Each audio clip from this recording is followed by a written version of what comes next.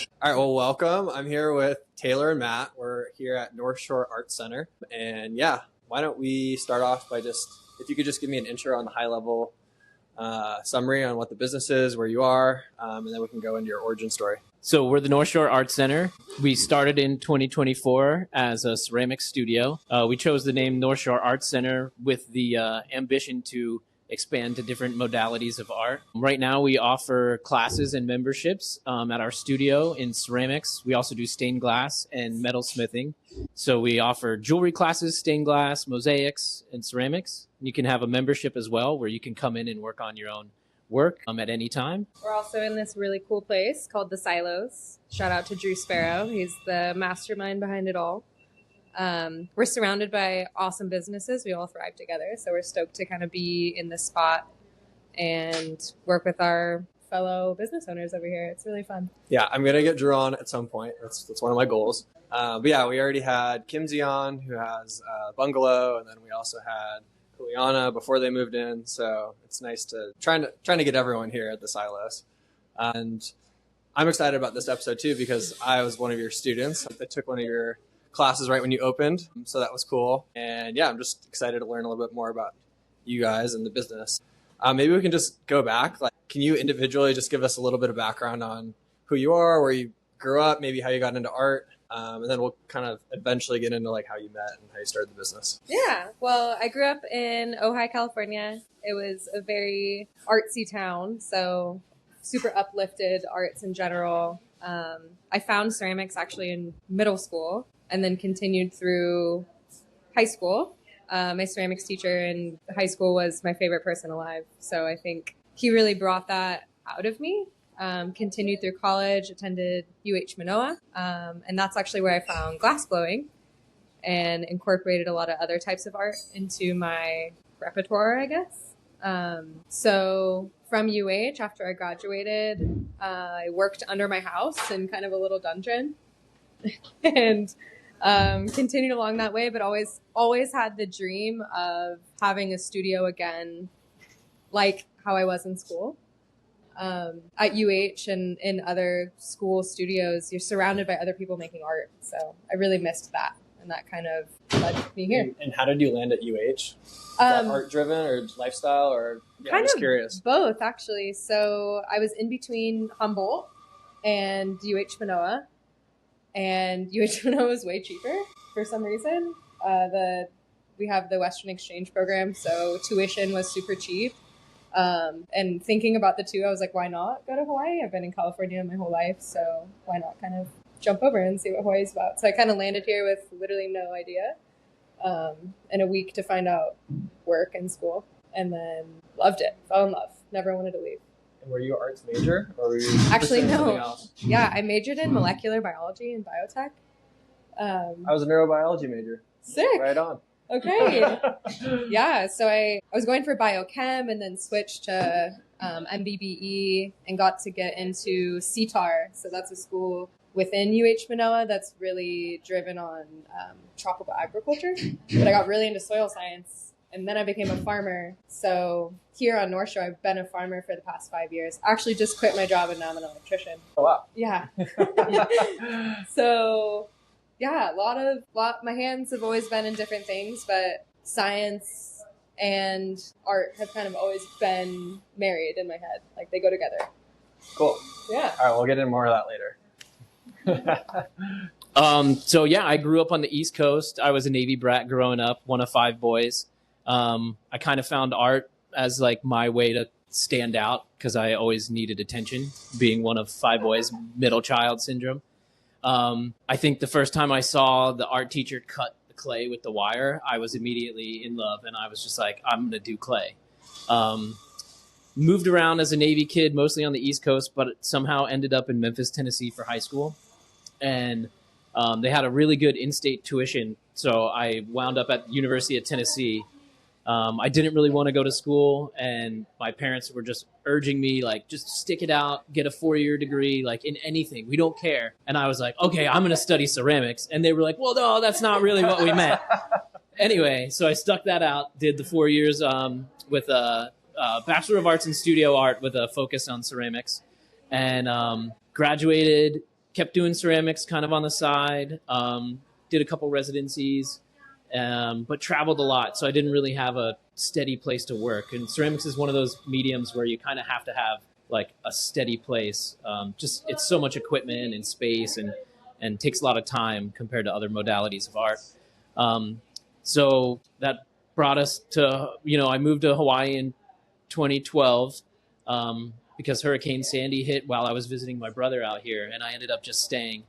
And for years, I was just kind of doing ceramics like on the side, at the house or whatever.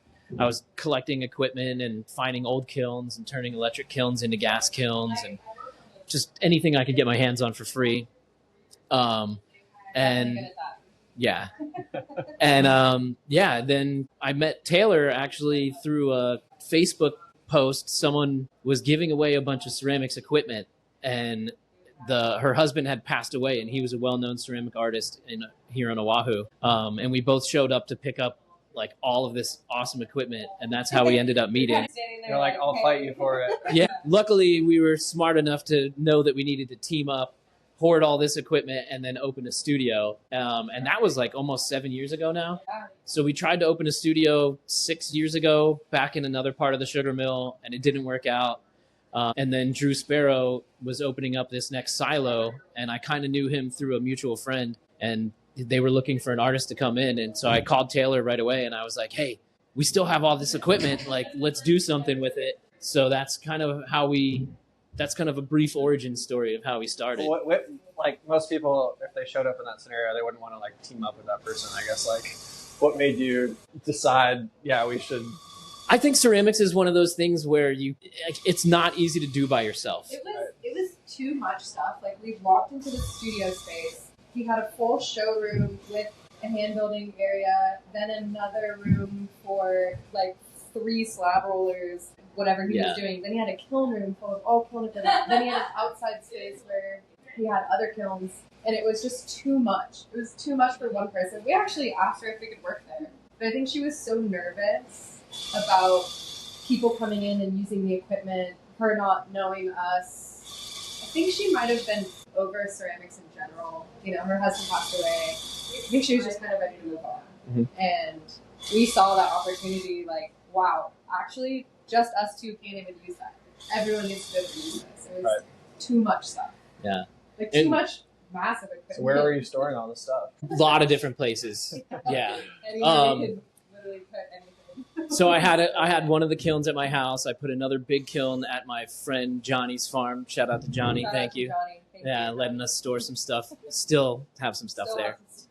I was getting every potter's wheel that was broken on Facebook Marketplace and Craigslist because I'm pretty good at fixing them. So I ended up with like 10 of those. Was stashing them at my house in Waialua. Probably didn't help my relationship at the time. might have been part of the landlord was happy too. Yeah, it might have been part of the downfall of that relationship. But once we found this space, we were like, okay, finally we can put all this stuff to use. It took us 4 years. Yeah. So why was it so hard to do anything here before Drew built this area out? Because I had similar experience like 4 years ago. I think I tried to reach out to some leasing agent at the sugar mill, and it didn't go anywhere. I ran into the same thing as you. Well, so I guess what do you think? I guess what did he do that made all these businesses viable? Well, commercial space on the North Shore is the most expensive real estate, I think, on the island. I almost feel like we did actually try to get the space that the Den and Bird's Nest is in. Before they were in, we talked to a property manager there, and she tried to sell us the space for $20,000 during COVID. And Matt and I were actually considering it. And then we didn't even have $20,000. Yeah. Any money. We're like, yes, let's go. This is perfect. And I think a lot of it had to do with like people were apprehensive about the kilns. That's why the first space in the sugar mill didn't work out.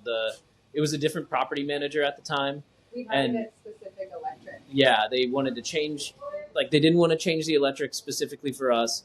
They were worried about the gas kilns. Once they heard that they get to 2,500 degrees, they were like, "What the hell?" Yeah. Most people are scared of that. Yeah, and also we were young at the time too, so they wanted 7 months rent for the first place up front. Wow. And we almost did that too. And but then we realized that was like all of the working capital that we would have had, and we would have been like left with nothing. And good thing we waited out. So good that we waited.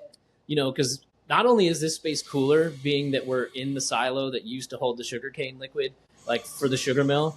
But it's like totally revamped this space. This used to be kind of like almost like a junkyard, just overgrown with cali grass. It would catch on fire all the time. Drew's done an incredible job, like opening up the silos one by one, kind of curating who's coming in here, cleaning up the space, making it look like an inviting space, you know, between the gravel, the parking lot, the walkways that he's put in. If you look at some of our first Instagram posts of like how to find us, you'll see how rough it used to look. I'm surprised that people even came back to us like in the first to be honest, months. when it first opened, I was like, I don't know how that's going to do. Like, Right? Yeah. it's pretty rough over there, and there's like no foot traffic, and now it's moving. Yeah. Cali grass growing in. It was so much work. It was so much work. So you were the second tenant in here, maybe? You were one of the first ones.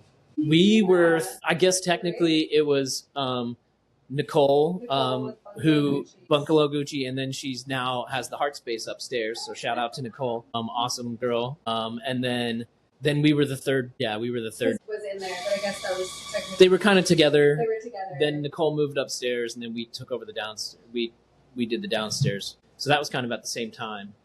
But yeah, we were one of the first businesses back here. Okay, so you got the opportunity to sign a lease, and what was the initial business plan like? We still never wrote a business plan. Yeah, we don't. There's no business plan. I don't mean like actual physical business plan, but was it just to be an open studio? Was it to have classes? Was it like now we're in a metal area? What was the initial plan, and what were you gonna do? We always had a big dream to be every art modality we could possibly do. Matt and I obviously both like to hoard art materials and have dabbled in several. Modern day pilgrims, I would say, but in the art world, I want every single thing. I want to teach everything. But we decided, obviously, with all that ceramic equipment, like, okay, this is a good baby step. So let's teach ceramics. Let's get people interested in ceramics, and then let's create a member studio so people can come in, work on their own stuff. Because on North Shore, there's no space to collaborate or to make art with other people. So we were kind of being the first one up here. And there's also not a lot of like indoor activities. So I feel like it's a really good that's very true. And we were both kind of looking for a space. Like Taylor said, she was working out of her basement. I was kind of working in my backyard, so not really conducive for ceramics. So it was kind of, we built it almost out of necessity of like what we needed and kind of what we saw the community could benefit from. And it is such a creative area. The North Shore kind of like has a certain vibe where people like want to do stuff with their hands, and they, people don't necessarily have the typical 9-to-5 jobs. So we kind of thought it as a good opportunity to like build a community kind of around ceramics, start there. And, our dream is like, we're still not even there yet. We're just starting. So eventually we would like to build kind of like a big warehouse type building, ideally still in the sugar mill. And we wanted to have every modality of art. We want to do printmaking, painting, a dance studio. I was even talking about doing a commercial kitchen, having culinary arts. We want to have glass blowing, ceramics, metal smithing, foundry, wood shop, wow, like everything we can do. All of our friends coming to teach. Every person that I've run into that teaches this art, come teach for us. It's like a playground, basically. Very cool. Yeah. So right now, would you say the majority of the business is classes and basically studio memberships, or are there other services, I guess, that you guys are offering? Yeah, so right now we currently make a majority of our businesses based on classes. We're trying to expand. Well, we have expanded. So we started with ceramics membership and classes. We've gotten the second floor, which is what we're in right now. We have a glass studio and a metal studio. We started with classes and we're expanding to members. So people can come in if they know what they're doing. They just use our equipment, use our space, buy material from us, which we supply. Which is also a huge thing, is continuing that need for supply helps perpetuate the arts void. really hard to find equipment or materials for certain things on the island. But the more we create a demand for it, then we will just like perpetuate it. But yeah, so I would say mostly classes. Hopefully our membership comes up. That's kind of our goal, is to have members full in these areas and they just come and use the space and collaborate with each other. And I can just come in and show up and make art with friends. We're currently about 70% of our revenue is classes, 30% membership. Most of those are adult classes, but you also have kids classes as well. We have kids classes, and we really want to move to Kapuna classes because we'd love to teach like an older group of people too. Like we want kids, we want older people, we want everyone to come in and just make art and feel the community that we've tried to build here. And we're working on some grants for the Kapuna and kids classes because we'd like to offer those at no cost. That would be awesome. And just out of full transparency, like our classes aren't cheap because the equipment and the materials and everything. So I think it does kind of price some people out of it, especially in those younger crowd and that older crowd. So if we could get these grants, that would really help us pay instructors to be able to offer those classes for free. Do they offer ceramics at the local schools here, or is this the only place to do it? Not really. A good question. Yeah. The Sunset Beach Rec Center does offer some occasional classes, as well as the Wailua Rec Center, and they just picked that back up. There hadn't been anything for like almost 10 years. But we are, especially like for a membership studio, we're the only place outside of Honolulu that offers people like full access to the studio at any time to work on their own work. Cool. Yeah. Curious, like, what it was like going from like art to business. I imagine there's like a learning curve there. And I imagine a lot of people who are like in the arts probably struggle with business sides. Just curious like what that was like for you, or like what that journey has been like. Yeah, absolutely. I think being an artist, you already struggle with how to price your own art as an artist. That's probably the hardest thing to work with. But then now I need to put a price on me teaching you how to do what I do is a whole other thing. So it's definitely been a learning curve and trying to figure out the demand and because I mean, at this point, Matt and I don't make money. All of our money goes back into the business. We're constantly feeding, whatever we have going here. But it's definitely been a learning curve. I think both of us are so willing, thank goodness. Matt is really the best business partner. We're so lucky to have him. We really balance each other out. But I don't think we could have done this without each other in general. But we're definitely learning on the fly. Just recently, we hired Ben. Shout out. He's really hooked us up with social media and marketing in general. And that has really thrown us into a whole other world of like possibilities. So he's like your social media person? So if you've been looking at our Instagram lately, it's definitely changed.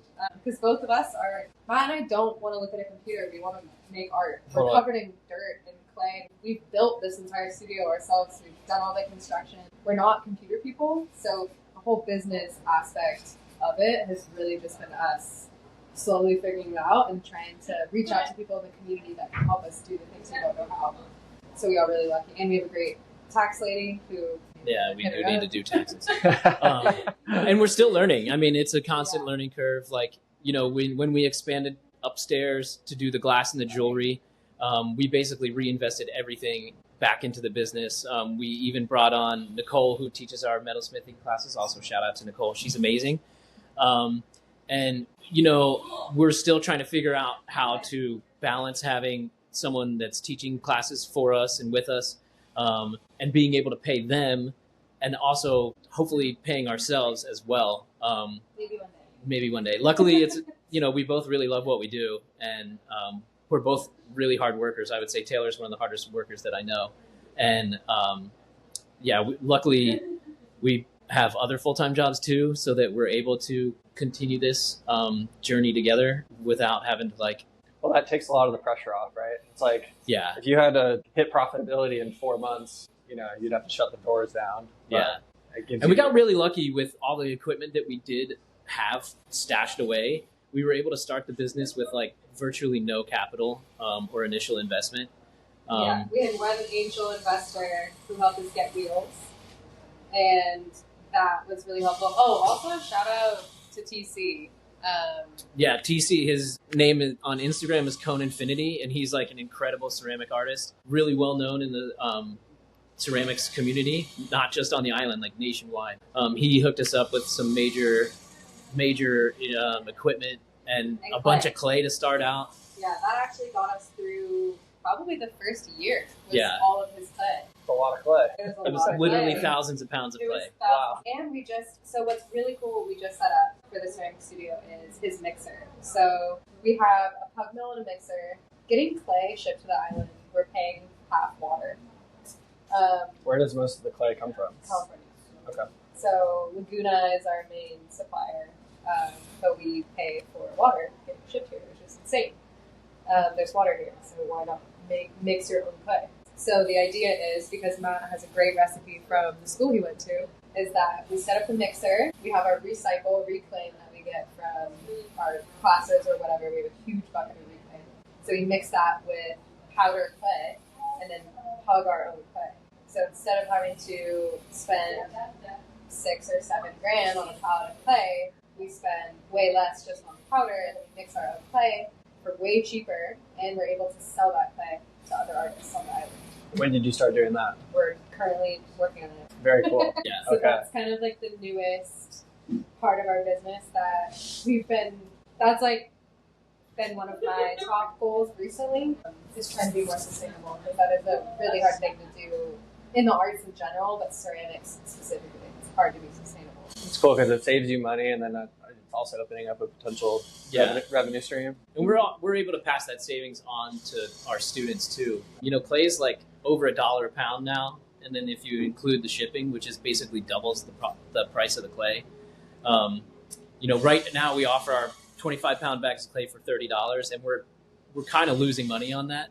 So once we're able to get this mixer fully hooked up and everything, it'll be a pretty big game changer for us. Well, it's funny. You think clay, you think Hawaii, like the ground is made out of clay, but there's no way to use clay from Hawaii, I guess. Well, actually, there's not even really any natural clay deposits in Hawaii because of the nature of the islands being like volcanic islands. So interesting that you say that. So, and also that's also, if you look in like the history of like Hawaiian culture, they are not one of the cultures that like used ceramics. That's why they used the gourds and everything to carry water and stuff. Okay. So they don't really have like a historical background in clay because there was no natural clay deposits. I guess like when I think of the clay soil, I think there's some correlation, but Yeah. Yeah, very rarely I've seen little tiny patches of like red clay. right. Like I've seen it on the beaches sometimes and random places on Kauai I've seen it. But I think that clay actually is a better glaze. So you have to kind of do a lot to a clay to make it a good, usable clay body to actually make forms. But using clay as a glaze, totally possible, because it melts at a lower temperature. It has a lot of impurities. It would take a lot of refining to use anything that's naturally here. Is there anything else that's like kind of a pain that you have to ship in? Glaze materials, that's been a big problem recently because a lot of the mines are running out of like the classic materials. So any glaze book that you look at that's been around for over 20 years, the materials are kind of running out now. So we've had to adjust our recipes based off like materials that you can get these days. And it's also super expensive to ship in. So that's the same sort of deal.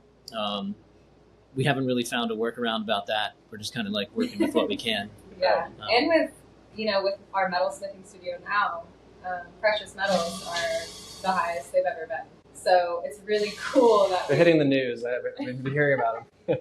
Don't worry, I bought some stock shares the other day, and the price has immediately dropped. So I'll just keep helping everyone out and investing to bring prices down. Spending thousands of dollars on wire and plates of silver. It's like, wow, okay. Wait, what do you use silver for? This is a silversmithing studio. Oh, this the metal. Yeah. Yeah. Nicole probably has some stuff great. Here's a There's a bangle. I'm wearing one. We have gold fill, brass, and sterling silver. We make bangles. We do a bangles class. We do a bezel setting stone class. We do a stamped rings.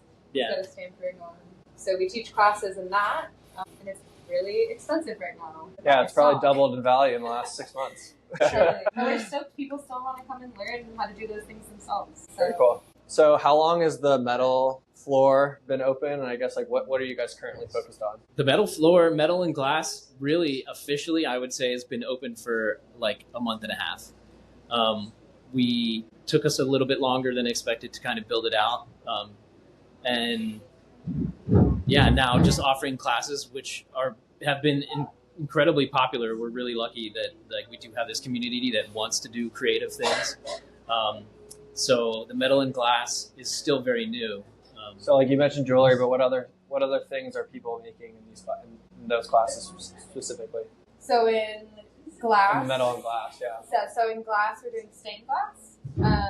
We have some examples hanging around in the studio. Stained glass is super fun. So you learn how to cut glass, solder it together, and make patterns. And we have a bunch of patterns available for students to make. Then we also teach mosaics, which is a little less technical.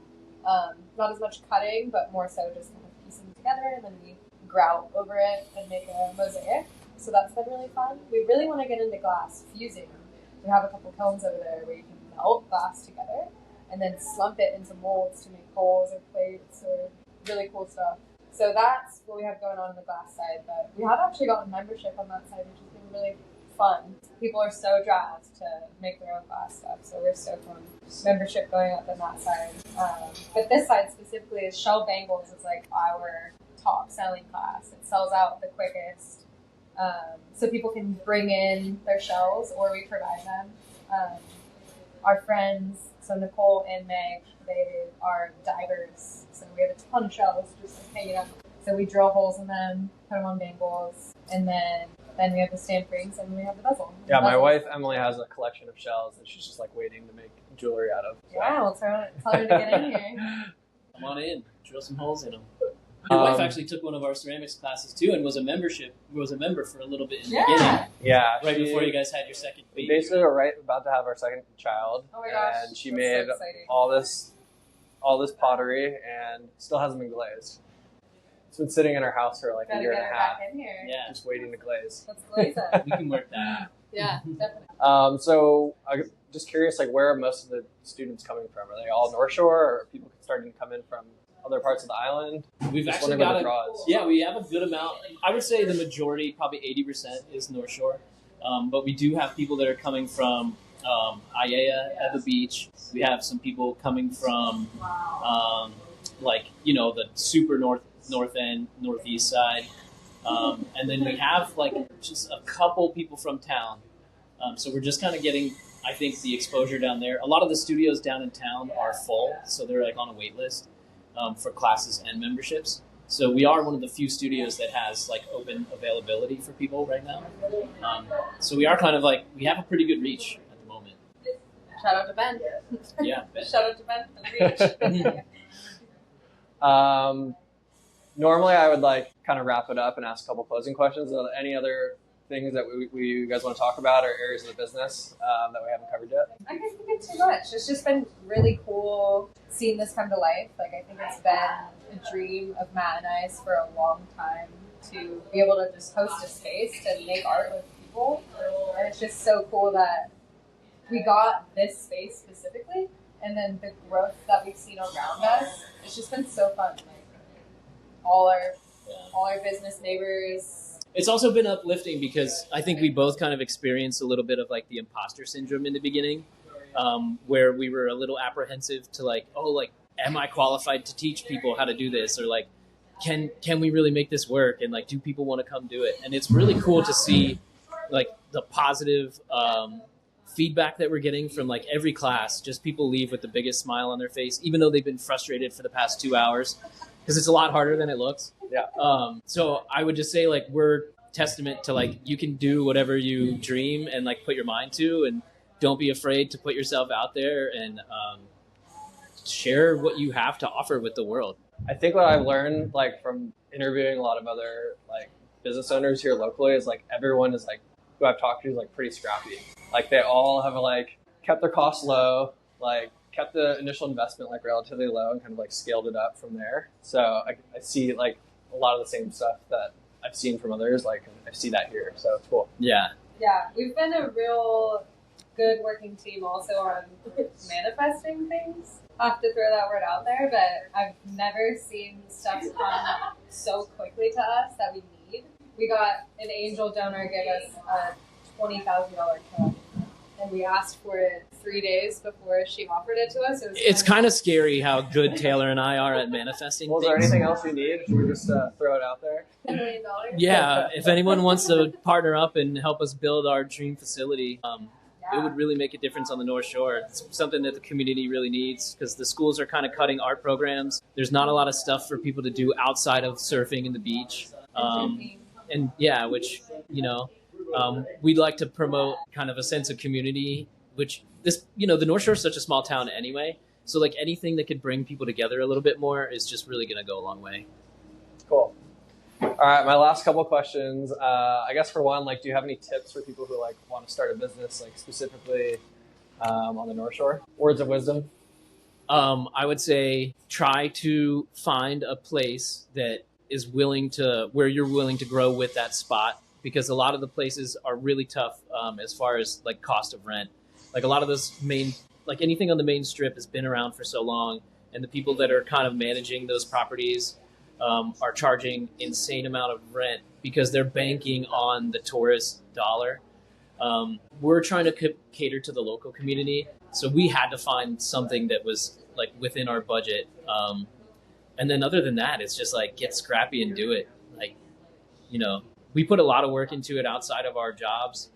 We're here pretty much every day, and yeah, we wouldn't have been able to do it without each other. And I think we're find people that care about you and have the same dream and are willing to kind of push everyone to be better and provide something that the community needs. Yeah, I mean, the only thing I could add to that is do you have to be passionate about what you're doing? You need to really find the drive behind what you're doing, and is it altogether, is it worth it? You have to really be fired up about it. I'm continuously fired up about it. There's still things that I think about at night and I can't sleep because I'm so excited to talk to Matt about the next day. It's been years of us planning stuff together, and I think it really is, you just got to find that fire. I think that's the most important thing. Sweet. Last question. Do you have any other favorite North Shore businesses or business owners that people should go check out? Kava Queen. The Kava Bar is amazing. If you want to see the best sunset spot at the Sugar Mill, check it out.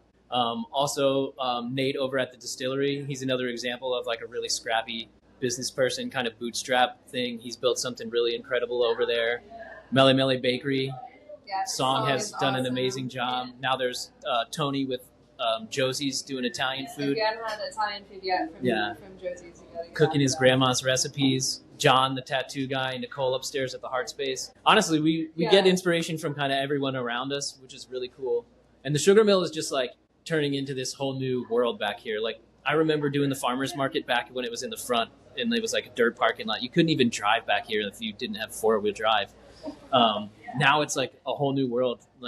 It's really cool to see. No, this really is become an incubator for local businesses. I mean, it's sad. The main strip is just like you said, it's so expensive. And I used to live I've lived in San Francisco and I lived in LA, where there used to be a bunch of small businesses and they got priced out, and now it's a lot of landmark stores, places that don't even really make money. It's just it's just the Patagonia store, and it's basically just for eyeballs essentially. Yeah. So it's cool to see this whole area come to light, just provide that outlet for us basically. Yeah, so lucky. Yeah, I mean, I would just have to say another big shout out to Drew Sparrow, who really put all this together. He's really he's helped out more people than he realizes, and he's a super humble guy. And if you're ever around the silos, you'll see him probably working harder than anybody. Sweating. He looks good without his shirt on too. He's also single. Yeah. All right, Drew, you're coming on the podcast. Yeah. Awesome. Well, I appreciate the time. Yeah. Thanks for having us. Thank you very much. Yeah, we're stoked. Right on. Thanks, guys. Yeah, that was awesome.